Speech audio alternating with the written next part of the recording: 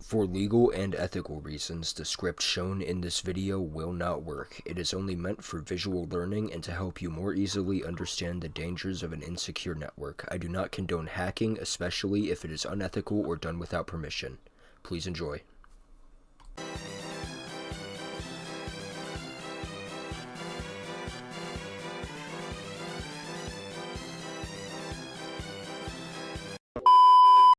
Alright, let's kick things off with the very basics. Imagine your network as a fortress, and the first line of defense is the wall, the firewall. It's like the gatekeeper that decides who gets in and who stays out by managing the flow of traffic between trusted internal networks and untrusted external networks, like the internet. Setting up a strong firewall is essential to keep the bad guys, in this case, us, at bay, because we can send this and the firewall can actually see your IP and be like, man, that guy is a total asshole. But, of course, when I do run this, I'm keeping my firewall on because I don't want to completely fuck myself. So sorry about that, by the way. And obviously, a DDoS, distributed denial of service, isn't the only cyber attack. So we can't forget about the keys to the kingdom, your passwords, using strong, alphanumerical, unique passwords, and adding a layer of trust issues called two-factor authentication. Adds an extra layer of protection to your accounts. You can actually check to see if your password has been included in any data breaches on pwned passwords. It works by checking the hash of a password against a database of known compromised passwords, so if a match is found, it'll show you.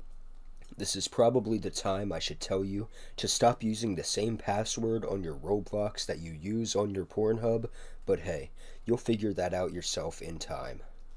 Now, we already have a wall and a key, so what about the knights? Well, knight in this example. Encryption. Encryption serves as a secret code, ensuring our messages, photos, and anything else traverses the network in an unbreakable cipher. It's the invisible armor protecting our data from the boys your mom warned you about. But none of that is always exactly foolproof, so it has to be done manually sometimes. Have you ever wondered how companies catch suspicious activities? That's where network monitoring comes in. It's like having an obsessed ex-girlfriend keeping an eye on everything. It's the vigilant and systematic observation of a computer network's performance, traffic, and activities to ensure optimal functionality, detect anomalies, and respond promptly to the potential issues. Professionally, there are many different titles under this label, such as traffic analyst, security surveillance, your creepy coworker, and so on, but you can do this yourself. While it may not be practical unless you are at risk, it's still a cool and simple thing to try out. There's many different ways to do so, but personally, I like to use Wireshark. Now, just like a fortress or a girl on her period needs regular upkeep and attention, your network requires constant maintenance as well. Updates and patches serve as the architects, fortifying the castle against the latest threats and exploits. It's the ongoing maintenance that keeps your digital stronghold resilient. But for the developers among us, secure coding practices are like laying the foundation of an impenetrable fortress. This is the very bedrock.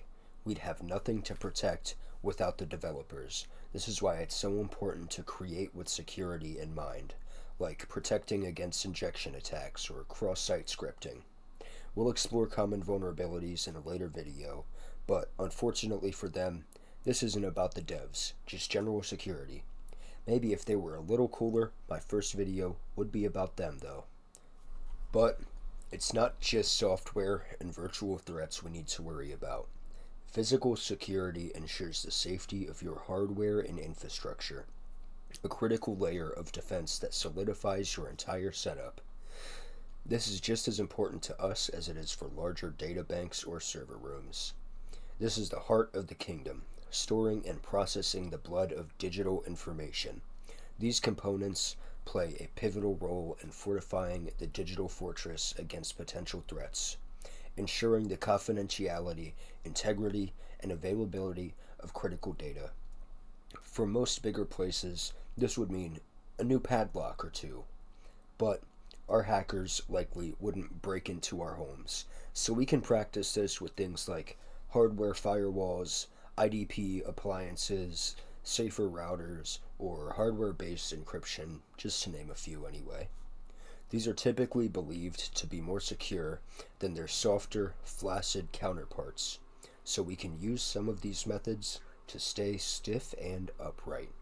With that being said, I'm going to go over this first and then we'll run it. I hope you were able to learn something, and this is for educational purposes about the importance of network security. This is Project NoNet. I hope you enjoy. Alright, first let's go over the imports. At the top, we have Socket. The Socket module is a fundamental component for network communication in Python. It provides an interface for creating and managing sockets, essential for establishing connections between devices over a network. After that, threading. The threading module facilitates the creation and management of threads. Threads enable concurrent execution, allowing multiple tasks to run independently. In this context, it's used to launch simultaneous DOS attacks, which is what makes it a distributed denial of service attack, a DDoS. After that, time. The time module provides various time-related functions. Although not extensively used in this script, it could be employed for introducing delays between actions and more complex scenarios. Then, last of all, for our imports, we have random. The random module is utilized to generate pseudo-random numbers. In this script, it is employed to create random bytes, adding variability to the payload sent during the DOS attack. Next, let's go over the DOS function. First, S, or socket. The Socket.socket function creates a new socket object. It uses AF-INET for IPv4 and SOCStream for a TCP socket, establishing a connection with the specified target IP and port. Next is while loop. This loop encapsulates the continuous execution of the DOS attack, repeatedly sending HTTP GET requests and random bytes to the target. Data, HTTP GET requests. The data variable constructs an HTTP GET request targeting the specified IP. It is sent to the target, initiating the attack. For loop. This loop iterates 5 times, sending random bytes to the target.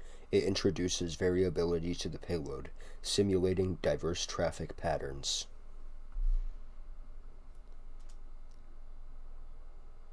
Conditional check. If the loop counter is divisible by 10, a new feature message is sent. This introduces unpredictability and complexity to the attack. Let's move on to the main function. User input. The main function begins by prompting the user for input.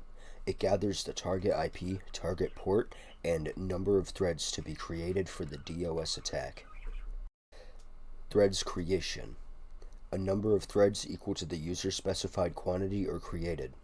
Each thread is assigned the DOS function as its target, along with the target IP and port as arguments.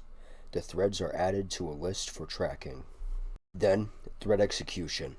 The script starts each thread concurrently, initiating the DOS attack simultaneously from multiple threads. The join method ensures that all threads complete their execution before proceeding. Yay, it's time to attack myself!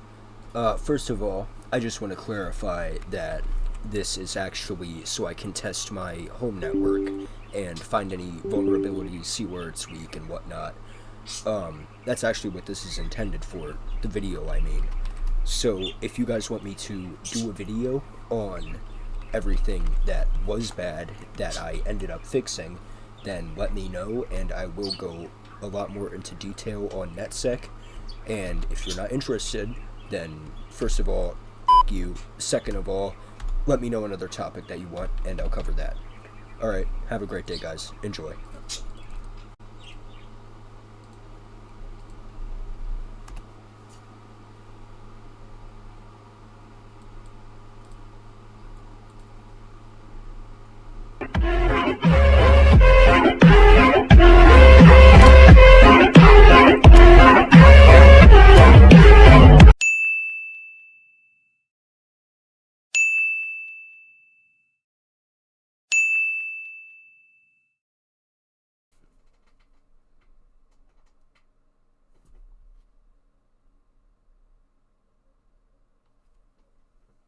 Alright, bye-bye. Oh, fuck, all the way up to 23 in like a second. Oh my god, my Ethernet is just... Look at it. It doesn't know what to do.